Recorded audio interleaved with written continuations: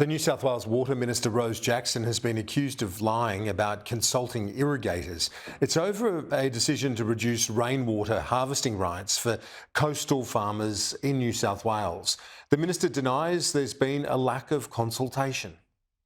Sky News weather meteorologists have released their severe weather outlook, which warns of a hot and dry summer ahead and an increased risk of flash droughts. The New South Wales government has rolled back a 2022 decision by the former government to allow farmers to harvest 30% of rainwater runoff for farm use. It's been reverted to 10%. Water Minister Rose Jackson told the Daily Telegraph, "I have talked to the Irrigators Council and the farmers about some of my concerns for some time. They're not going to like the decision." 2GB broadcaster Ray Hadley has accused the minister of lying. It's one thing to think that you're going to lie and get away with it, but to actually talk to a reporter in the most read newspaper in New South Wales, being the Daily Telegraph, and tell a blatant lie, well, that's an act of stupidity, because you get caught. And Rose Jackson has been caught lying.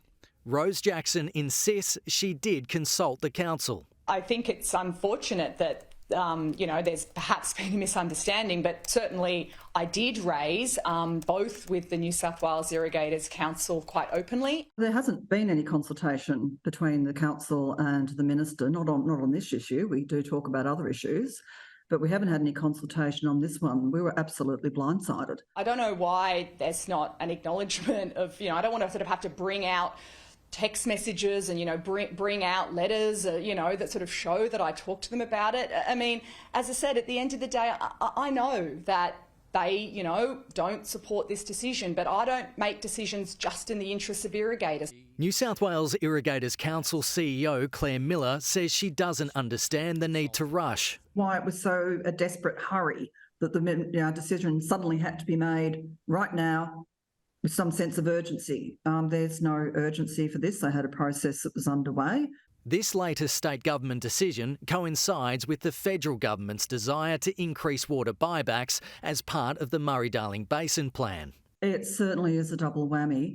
What we see at both the federal and the state level, unfortunately, is the idea that the only way that you can deal with climate change is to keep taking water away from farmers. The Premier is defending his minister. Decisions need to be made to protect particularly potable drinking water in regional communities. Minister Jackson says her government is able to work effectively with farmers in what is expected to be a challenging summer. I'm hopeful. I travel extensively in regional New South Wales. I talk, to all stakeholders, regularly. They all have my direct phone number. They're not afraid to use it, and I welcome that. There is a really deep engagement. Are they going to agree with every decision that we make? No. And in fact, in a drought, it's only going to get harder, as water becomes more scarce and difficult decisions do have to be made. But, I think our relationship, is based on honesty and openness. Kenny Heatley, Sky News.